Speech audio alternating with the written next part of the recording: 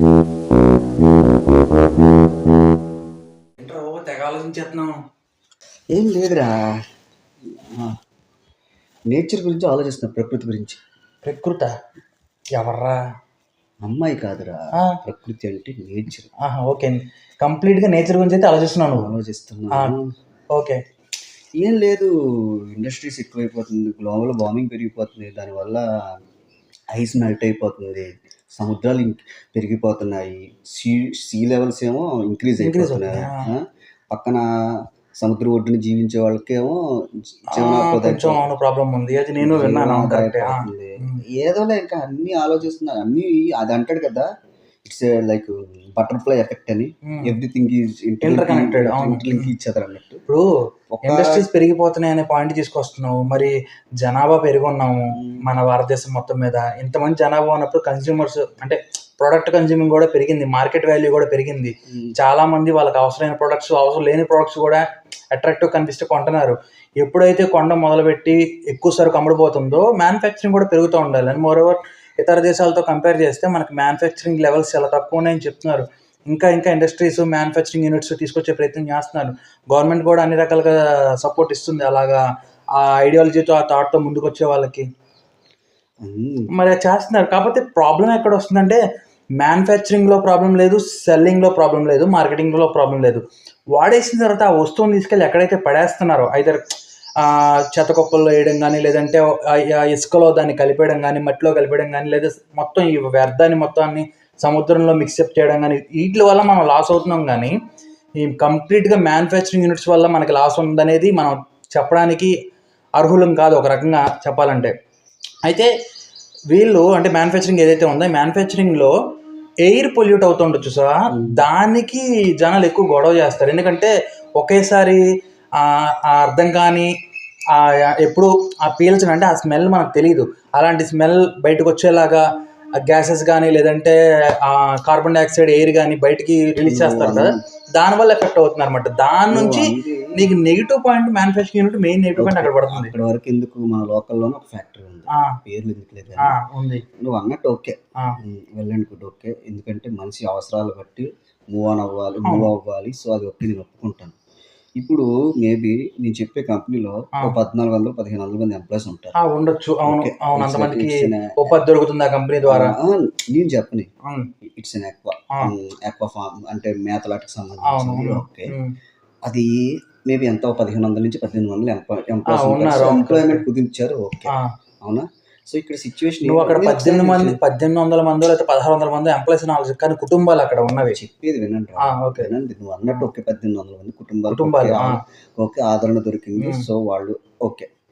So ఈ గ్రామం, ఈ ఫ్యాక్టరీ చుట్టూ ఓకేనా, మేబీ ఒక దగ్గరగా 7 విలేజెస్ 8 విలేజెస్ అనుకుందాం. అర్థమైందా? వాడు ఏం చేస్తున్నాడు, సో ఏదైతే వేస్ట్ ఉంటుంది చూసావా, అది గాల్లోకి పైకి వదిలేస్తున్నాడు. సో వదిలేస్తాం వల్ల ఒక ఊరికి ఎంతమంది, ఎన్ని ఫ్యామిలీలు ఉంటాయి? దాదాపు ఒక 200 మంది ఫ్యామిలీలు అలా ఉంటాయి, లేదా 300-400 ఫ్యామిలీలు ఉంటాయి. ఇప్పుడు ఏదైనా చూసుకుంటే దగ్గరగా చిన్న విలేజ్ అంటే ఒక 400-500 ఫ్యామిలీలు ఉంటున్నాయి. మోస్ట్లీ 200-300 ఫ్యామిలీస్ ఉంటాయి. మాక్సిమం 800-1000 ఫ్యామిలీస్ ఉన్న విలేజెస్ కూడా ఉన్నాయి. పంచాయతీలు మాక్సిమం పంచాయతీలు అలాగే ఇస్తారు, అంతమంది జనాభా ఉంటే అంత ఉంటే అదే ఇస్తారు. అయితే ఏమైంది అన్ని అంటే ఇప్పుడు అలా చూసుకుంటే 7,000 మంది ఫ్యామిలీస్, అవునా?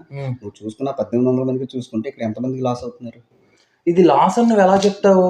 అదే యాక్చువల్లీ వాళ్ళు అంటే ఖచ్చితంగా వాళ్ళ ఎయిర్ని బయటికే వదలాలి. ఆ వదిలే ఎయిర్ ఇంత మోతాదులో వదలాలి. మీరు మ్యానుఫ్యాక్చరింగ్ ఇంత లెవెల్లో రన్ చేయాలి, ఇంతకు మించి వెళ్తే గవర్నమెంట్ మీకు ఫైన్ చేస్తాయి, లేదంటే సీజ్ చేస్తుంది అనే పాయింట్లు, ఆ రూల్స్ కూడా ఉన్నాయి. ఆ రూల్స్ను అతిక్రమించి వాళ్ళు ఇంకా ఎక్స్ట్రా పొల్యూషన్ చేస్తే కనుక అప్పుడు లాస్ అవుతుంది. ఎంత స్మెల్ వస్తుందో తెలుసా? ఆ స్మెల్ అంతా ఇళ్ళ మధ్యలోనే వస్తుంది, కానీ అది గాల్లో ఖచ్చితంగా కలిసిపోతుంది.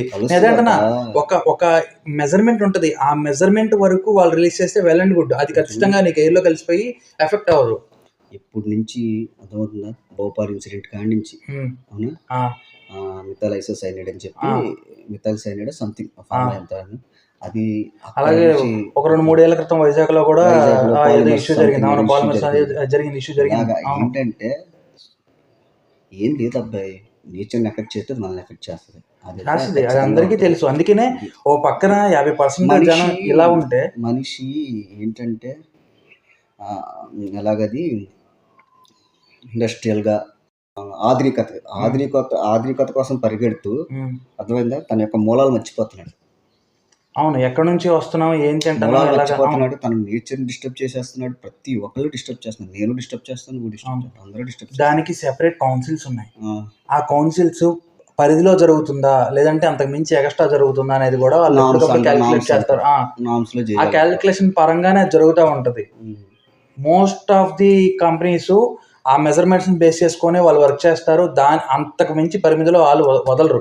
వదిలితే నువ్వు అన్నట్టు నిజంగానే చుట్టుపక్కల ఉన్న ఫ్యామిలీస్ ఎఫెక్ట్ అవుతాయి. ఆ ఎఫెక్ట్ అయిన రోజున కన్ఫర్మ్గా అది గవర్నమెంట్కి తెలుస్తుంది. గవర్నమెంట్ వచ్చి సీజ్ చేస్తుంది. గవర్నమెంట్ ఎక్కడ తగ్గట్లా.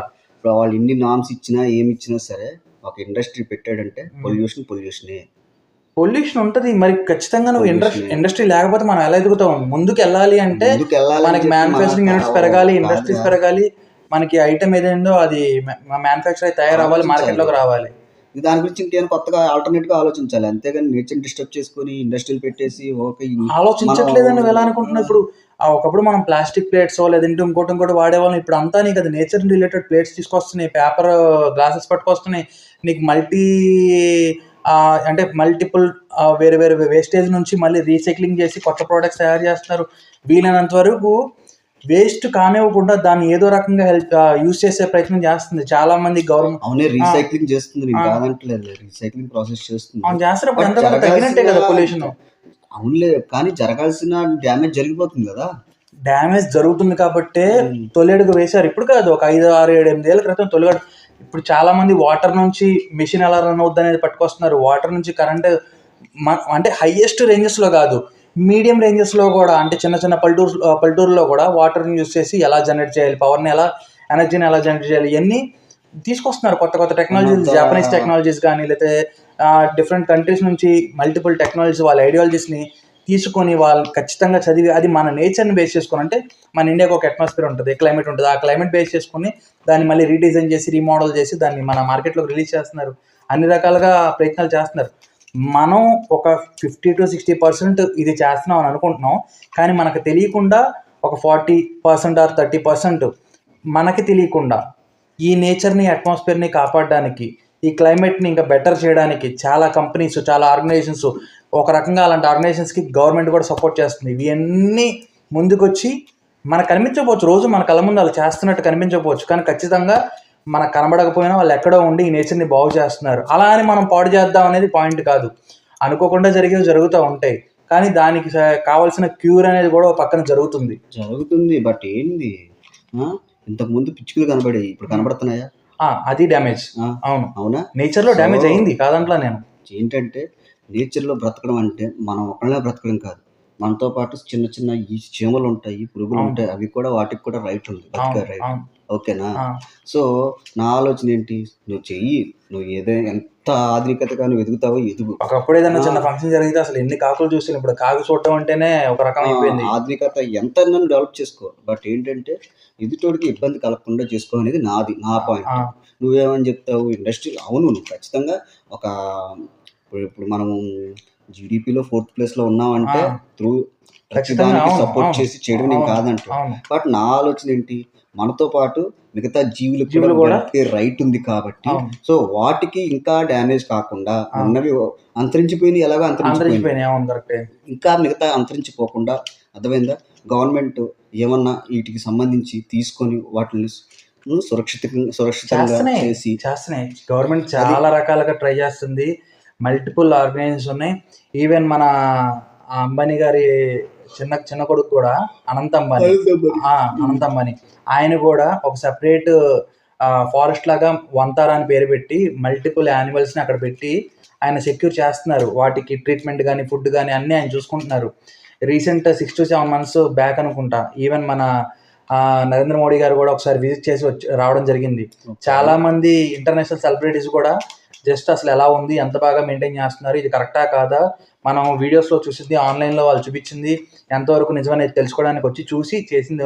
ఇప్పుడు మన ఆంధ్ర రాష్ట్రంలోనే కొన్ని ఏరియాల్లో వాళ్ళకున్న సొంత స్థలాలని పచ్చని ఫార్మింగ్ చేస్తున్నారు. అది ఎప్పుడు ఉన్నదే ఫార్మింగ్, అసలు మనకి పూర్వం నుంచి ఉన్న ఫార్మింగే. కాకపోతే అడవుల కింద డెవలప్ చేస్తున్నారు. ఏవైతే అబండెడ్ ఏరియాస్ అంటారు, కొన్ని ఏరియాస్ లో అలా వదిలేసినట్టు చూసా ఇంకా బెటర్ గా డెవలప్ చేస్తున్నారు, చెట్లు పెంచుతున్నారు. గవర్నమెంట్ కూడా నా ఆలోచన ప్రకారం సో ఇంకా అంటే మేబీ వాళ్ళు ఇనిషియేటివ్ స్టెప్ తీసుకున్నారో లేదో తెలియదు. నేను ఆలోచించేది ఏంటంటే మనకి కొన్ని అర్థమైందా, మన స్టేట్లోనే కానీ ఇండియాలో కొన్ని వేల ఎకరాలు, కొన్ని లక్షల ఎకరాలు కూడా స్థలం అంటాం, బిలాంగ్స్ టు ద గవర్నమెంట్. అర్థమైందా? అలాంటి ల్యాండ్స్ చాలా ఉన్నాయి. అలాంటి వీటిల్లో ఇలా డెవలప్ చేసుకుని ఇంకా డెవలప్ చేస్తే ఎంతో కొంత తగ్గించవచ్చు అనేది నాకు ఈ పాయింట్ మీద నేను ఒకసారి ఒక పెద్ద ఆయనతో మాట్లాడా. ఏమంటే ఇలాగా ల్యాండ్స్ ఇంత ఖాళీగా ఉన్నాయి కదా, గత 3 ఏళ్ల బట్టి ఈ ల్యాండ్ ఖాళీగానే ఉంది, దగ్గర దగ్గర ఇది ఒక 1/2 acre వరకు ఉంటుంది, పిచ్చి పిచ్చి మొక్కలన్నీ పెరుగుతున్నాయి, మనం ఎందుకని, అంటే ఆ ల్యాండ్ ఎవరిదైనా కావచ్చు, గవర్నమెంట్దైనా కావచ్చు లేదా ల్యాండర్దైనా కావచ్చు, ఆ పర్టికులర్ పర్సన్ పర్మిషన్ లేకుండా అక్కడ మనం ఏం చేయడానికి లేదన్నాడు ఆయన. నేను లీజు తీసుకుంటే అంటే తక్కువ కాస్ట్లో లీజు తీసుకొని మనం అక్కడ ఎందుకు, అంటే మనం తినే పంటలు ఉంటాయి కదా, కూరగాయలు అలాగా, అలా ఏమైనా మొక్కలు వేస్తే పోద్ది కదా, ఎందుకు అలాగా ల్యాండ్ ఖాళీగా ఉంటుంది అనే పాయింట్ నాది. ఆయన అంటాడు కుదరదు. ఇంకోటి ఏంటంటే అధిక రాబడి, అధిక దిగుబడి మోర్ గ్రోత్ కోసం రకరకాలమైన కెమికల్స్ యూజ్ చేసేసి అర్థమైందా వస్తుంది, వాళ్ళ యొక్క నీళ్ళు వస్తుంది కంప్లీట్ గా, అర్థమైందా, ఆర్గానిక్ నుంచి అర్థమైందా ఇనార్గానిక్ వచ్చేసి మొత్తం నాశనం చేసేసి మనం తింటున్నాము. అంటే నేను చివరికి ఒక రోజు అంటే ఒక మాట మీద నిలబడిన గట్టిగా స్ట్రాంగ్ పాయింట్ కూడా ఇవాళ ఇన్వాలిడ్ అయిపోయింది. ఏంటంటే కొబ్బరికాయల్ని ఎవడో కల్తీ చేయలేడు అన్నా నేను, కానీ ఈ రోజున కొబ్బరికాయల్లో ఇంజక్షన్ పొడిచేస్తున్నారు, అది నేను కళ్ళతో చూసాను. కొబ్బరికాయలు కోళ్ళు ఎప్పటి నుంచో చూస్తున్నాను, అది వేరే విషయం. అంటే ఆ కన్జంప్షన్ బాగా పెరిగిపోయింది కాబట్టి అతి తక్కువ టైంలో ఎక్కువ అర్థమైందా, జనం పెరిగిపోతున్నారు అంతే, అర్థమైందా, డిమాండ్ జనం పెరిగిపోవడం సప్లై తక్కువ ఉంది, అది ప్రాబ్లం. ఇప్పుడు అలాంటప్పుడు సప్లై ఇన్ ద సెన్స్ ఒకడే 10 తయారు చేస్తే కాదు, ఒక్కొక్కడు ఒక 5 తయారు చేసుకుంటూ పోతే నీకు బడ్డెన్ తగ్గుద్ది. మన ఊళ్ళో తయారు చేసిన పంట పండించేవాడు 10 మంది ఉంటే తినేసేవాళ్ళు 90 మంది ఉన్నారు. అలా కాదు, పంట పండించేవాళ్ళు ఈక్వల్ టు తినేవాళ్ళు ఉండాలి. లేదంటే అంటే అందరూ పండించాలని అంటున్నాను లేదు కాదు, అట్లీస్ట్ 70% 80% పంట అయినా పండించే వాళ్ళు ఉండాలి. సో అదే అంటున్నా, ఆ పండించే పంట కూడా పూర్తిగా కెమికల్ కి విరుద్ధంగా. ఇంకొక ఫ్యూచర్ పాయింట్ చెప్తున్నా. ప్రజెంట్ మనం 2026 స్టార్టింగ్ లో ఉన్నాము, చూస్తా ఉండు ఇంకొక 5 సంవత్సరాలు 10 సంవత్సరాల్లో యూత్ అంతా ఫార్మింగ్ లోకి దిగుద్ది. ఇప్పటికే చాలా యూత్, చాలా మంది వాళ్ళ సొంత ఊళ్ళకి వెళ్ళి కానీ లేకపోతే వాళ్ళ కుదిరిన ప్లేసెస్ లో కానీ ఏదో రకమైన ఫార్మింగ్, ఆక్వాకల్చర్ చేస్తున్నారు. ఇప్పుడు అంటే బర్డ్ కల్చర్ అంటే లైక్ పక్షుల్ని పెంచి వాటిని ఇంకా ముందుకి తీసుకెళ్లే ప్రయత్నాలు చేస్తున్నారు. తర్వాత యానిమల్ రిలేటెడ్ చేస్తున్నారు. ఈ రకరకాల చెట్లు, రకరకాల పళ్ళు తీసుకొస్తున్నారు. ఇతర దేశాల్లో పండే వెరైటీలను కూడా మన ఇండియాలో ఇప్పుడు పండించే ప్రయత్నం చేస్తున్నారు. ఆల్రెడీ పండిస్తున్నారు, ఇప్పుడు కొత్తగా కూడా తీసుకొచ్చే ప్రయత్నం చేస్తున్నారు. సో మన యూత్ అంటే ఎవరైతే ఇంకా వద్దు ఈ సాఫ్ట్వేర్ జాబ్లు వద్దు, లేకపోతే ఈ ఇన్కమ్ జనరేషన్ ఇదంతా పక్కన పెట్టి మైండ్ రిలాక్సేషన్ కోసం ఆలోచిస్తున్నారో వాళ్ళంతా మళ్ళీ వెనక్కి అడుగులేస్తున్నారు. అది వెనకడుగు అనుకొని చాలా మంది నవ్వుతున్నారు, కానీ అదే ముందడుగు. మనం మొత్తం తరమంతా ముందుకెళ్ళాలంటే సరైన ఫార్మింగ్ ఉండాలి, సరిగ్గా పంట పండాలి, ఆర్గానిక్ కల్చర్ ఇంకా బెటర్గా రావాలి, ల్యాండ్ ఇంకా ఉన్న కొద్దీ బెటర్ అవ్వాలి, ఆ స్ట్రెంగ్త్ పెరిగి మనకి ఒకప్పుడు పూర్వం తినేటప్పుడు ఎంత ఆరోగ్యంగా ఉండేవాళ్ళు మన తాత ముత్తాతలు, అంత ఆరోగ్యాన్ని మనం మళ్ళీ ఫ్యూచర్లో పొందగలగాలి, అంత మంచి ఫార్మింగ్ జరగాలి. అది నా ఆలోచన. జరగాలి అంటే ఇప్పుడున్న సిచ్యువేషన్ లో చాలా లేట్ అవుతుంది. లేట్ అయితే అవుతుంది. నేను ఎందుకని 5 నుంచి 6 లేదా 10 సంవత్సరాలు అన్నట్టు మాట్లాడాను నేను. ఎందుకంటే ముందు అది జరగాలి అంటే ల్యాండ్ మనం అర్థమైందా ఎనర్జీగా ఉంచాలి, అంటే ఆరోగ్యంగా ఉంచాలి.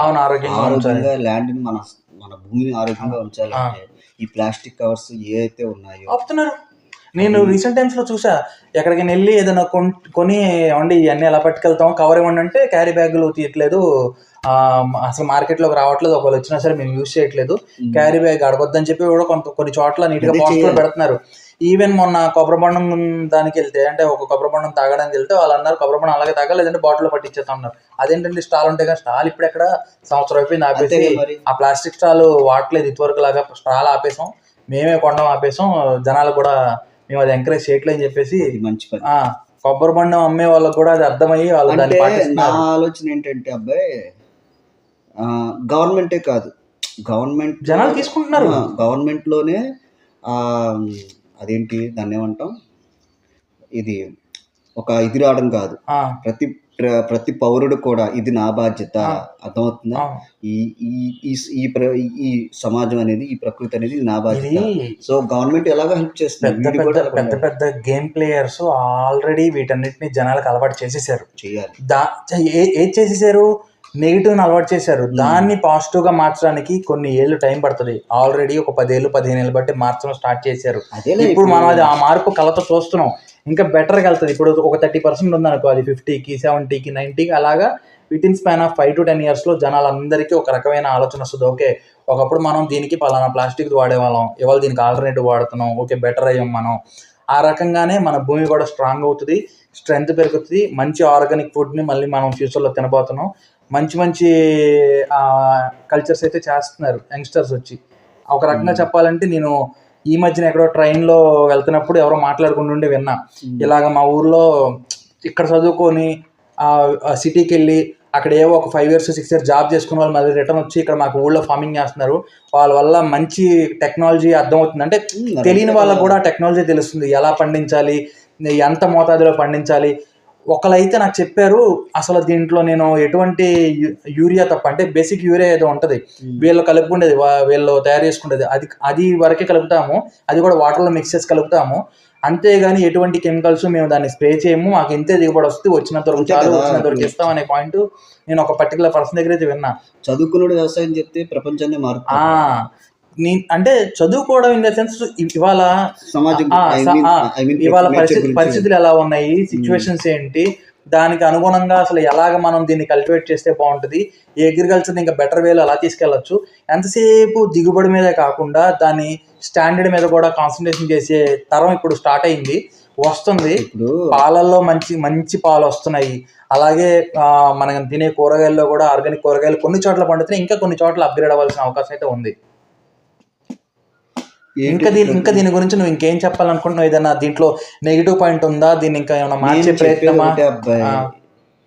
ఎంత అభివృద్ధి అన్నా చేసుకోండి, ప్రకృతిని నేచర్ని డిస్టర్బ్ చేయకుండా చేసుకోండి. అలా కాదురా, ఇప్పుడు మన ఊరి చుట్టుపక్కల కొన్ని ఏరియాలు ఇటువరకు పొలాల్లో ఉండేవి, ఎకరాల్లో ఉండేవి.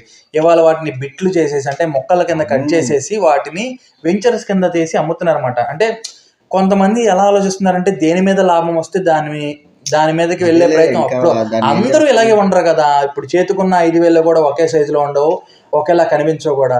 సో ఆబ్వియస్గా ఇక్కడ నేను చెప్పి పాయింట్ అంటే ఒకడొకలాగా కొంతమంది అలా ల్యాండ్ని మార్చి అమ్ముకోవడం, కొంతమంది కల్టివేషన్లో పెట్టుకోవడం, కొంతమంది అయితే చేపల చెరువులు చేసుకోవడం, కొంతమంది రొయ్యల చెరువులు, డిపెండ్స్ ఎవరు ఆలోచన బట్టి వాళ్ళు. కానీ మోస్ట్ ఆఫ్ ది థింగ్ ఏంటంటే బాగా డెవలప్మెంట్ ఫైనల్గా ఏంటంటే ఏదైనా సరే నేచర్ ప్రిఫర్.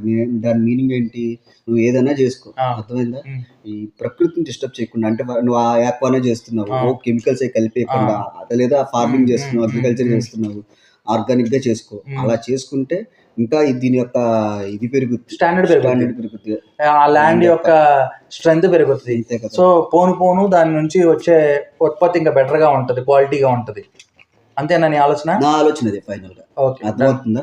సో అలా చేసుకుంటే ఇవి బ్రతకడం తర్వాత విషయం, తర్వాత తరాల వాళ్ళకి బాగుంటుంది కదా. అరే మనం ఇలా ఆధునికత ఇలా అభివృద్ధి చేసుకున్నాం, అభివృద్ధి నుంచి మళ్ళీ మనం ఆ వ్యవసాయానికి వచ్చాం, వ్యవసాయం నుంచి వ్యవసాయంలో అభివృద్ధి చేసుకున్నాం. కుదిరినంత వరకు మనం ఇంకా ఆర్గానిక్ వైపు వెళ్తాం, కానీ ఇన్ఆర్గానిక్ అనేది కొంచెం కట్ అవుతుంది, ఇంకా డౌన్ అయిపోద్ది. అది మంచి ఫ్యూచర్ బాగుంటది, క్లైమేట్ కూడా ఖచ్చితంగా బాగుంటది. కాకపోతే ఇక్కడ నేను జనాలకి చెప్పదగ్గ పాయింట్ ఏంటంటే, కుదిరినంత వరకు మీరు చేసే వర్క్లో సాటిస్ఫాక్షన్ లేకపోతే ఫార్మింగ్ వచ్చేయండి. ఫార్మింగ్లో ఉన్నంత సాటిస్ఫాక్షన్ ఇంకెక్కడ దొరకదు. కాకపోతే ఇష్టంగా చేయాలి, దీర్ఘకాలం చేసే మైండ్ సెట్ కూడా ఉండాలి. ఆ మైండ్ సెట్ని మీరు అభివృద్ధి చేసుకోగలిగితే farming is the best choice. దానివల్ల మీ ఆరోగ్యం పెరుగుద్ది, మీరు తినే ఫుడ్ క్వాలిటీ ఉంటుంది, ముందు తరాలలో కూడా మంచి సపోర్ట్ మనం ఇవ్వగలుగుతాం. అంతే నేను చెప్పేది కూడా అదే. అంతకు మించి మనం ఇక్కడ డిస్కస్ చేయడానికి ఇంకా ఎక్స్ట్రా పాయింట్ ఏమీ లేదు. ప్రస్తుతానికైతే బాగుంది, ఫ్యూచర్ ఇంకా బాగుంటుంది. That's it. నేను చెప్పేది అదే, ప్రకృతిని డిస్టర్బ్ చేయకుండా ఏదన్నా చేసుకోండి, ఎంతన్నా చేసుకోండి, బట్ ల్యాండ్ బాగుండాలి, చుట్టూ తర్వాత తరాలకు కూడా మనం ఒక మంచి లైఫ్ని ఇవ్వాలి అనుకుంటే ముందు మన చుట్టూ ఉన్న ప్రకృతిని పరిసర ప్రాంతాలను పరిసర నీట్గా ప్రాంతాలను పెట్టుకోవాలి. నీట్గా పెట్టుకొని ప్రశాంతంగా బతకండి. రైట్. Thank you.